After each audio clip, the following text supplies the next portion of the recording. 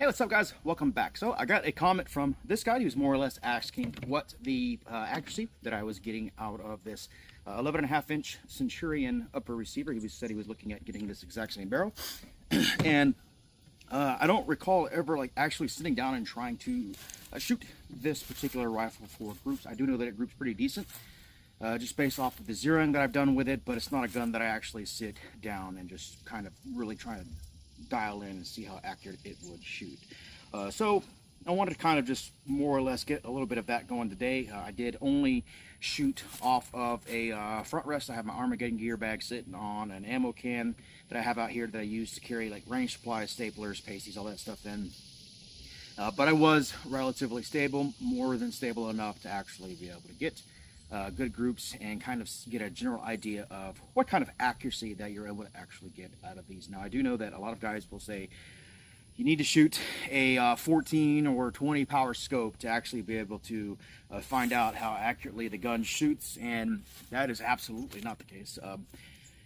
Optics help you see better. They don't help you shoot better. Fundamentals are fundamentals. If you're able to group a gun good with an LPVO or an MPVO or anything like that, you'll be able to group the gun good with a red dot or with a magnifier combo. In the case of what I've got going on here, you just need to make sure that you're doing everything exactly the same across the board. And so that is what I did today. I also wanted to group these guns based off of the configurations that I have them in, not based off of a high power optic being thrown on them. Two reasons. One being, I don't want to pull all the stuff off of here, so I have to re-zero when I put everything back on. And two, again, you can get just as much accuracy out of a setup with a magnifier as you're going to be able to get out of a regular optic. It's just going to depend on the shooter. And while I was here, I also have not really grouped my main squeeze here. I know a lot of people see me shooting the Centurion 11.5 and they think like this is my main rifle. It is not. I am just doing testing on this rifle still, and there will be some long-term stuff coming out on this rifle, just kind of referencing the previous video that I did that a lot of people got upset about the reliability of the system. And spoiler alert, it's doing what I said it would do. But this is my main squeeze, so I figured I'd go ahead and group this here side by side as well. This rifle is running a 11.5 Rosco Bloodline barrel. This rifle is running the 11.5 Cold Hammer Forged Chrome Line Centurion FBI barrel. A couple things that I do like better about this barrel versus this one. This one is using an H-bar profile, while this is using a government profile. I've started moving away from government profiles for all of my barrels. When this one gets a rebarrel, it will get a Husky line, the 11.5 Husky line with the chrome lined bore and barrel, or bore and chamber. And that'll kind of all be switched over from there, but I will be sticking to Rosco when I move over with this. And then this running the blue Springco H2, this running the standard spring H2. Both of these guns, I grouped them shooting M193 for one on the left side, and then I went to the right side and I shot 77 grain OTMs. The 77s that I use here today were Federal Gold Medal Match. These were not the AAC variants.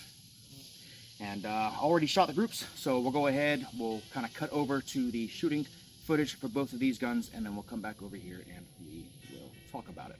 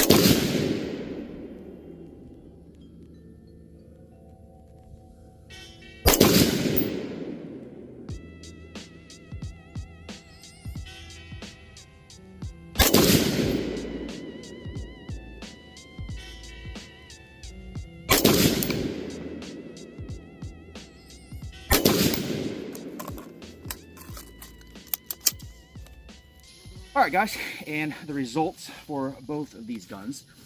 So keep in mind, I don't reshoot groups. The Centurion actually grouped a little bit bigger today than what I have seen in the past with it, and then the Rosco grouped a little bit better. I will go ahead and say that the results that I have had in the past for both of these, just zeroing them, overlap between both of these two barrels. One doesn't really shoot better than the other, but this is what I got here today. So starting out with the Centurion here up top, and this will be also something that is being played over your screen. I will put the original photo up so you guys can use whatever ballistic app you want to use to show the group sizing and compare it to mine. I am using the Range Buddy app and just using the ruler that I've got underneath there. I try to get everything kind of as symmetrical as I possibly could. But the ball ammunition today for the M193 out of the Centurion 11.5 grouped at 3.62 MOA. It shot a 1.89 inch group. I'm shooting at 50 yards because this is more or less my zero range. Now this one is a little bit off compared to what the actual point of aim, point of impact is, so I wasn't actually over the pasty like I was with the other. But that is because this one here I actually have zeroed at 200 yards, not 50 yards. With these, there is just going to be a little bit off. The reason that I've done that with this particular one, I normally will zero these at 50, is I shoot a local two-gun match around here, and they have a 200-yard target you have to engage, so I just wanted to zero it for 200 yards, but it is a little bit off at the 50 compared to what the target would normally be. It says I'm 0.81 inches high, so I'm about just under 2 MOA high of the actual point of aim, point of impact for this. But just kind of take that for what it is. And then the federal gold medal match, I ended up shooting a 0.81 inch group at 50 yards for a grand total of 1.55 MOA.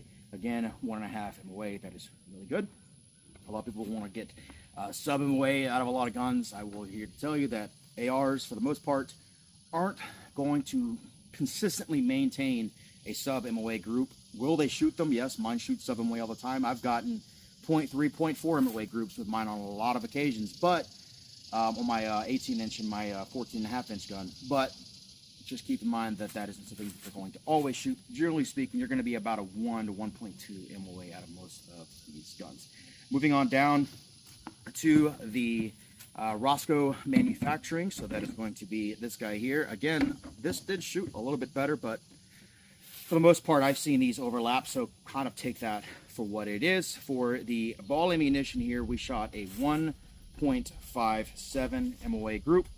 And then moving on over to the 77 grain gold medal match, we shot a 1.48 MOA group, 0.77 inches at 50 yards. So kind of, yeah, just give you guys a general idea, particularly this gentleman, of exactly how it is this gun will shoot.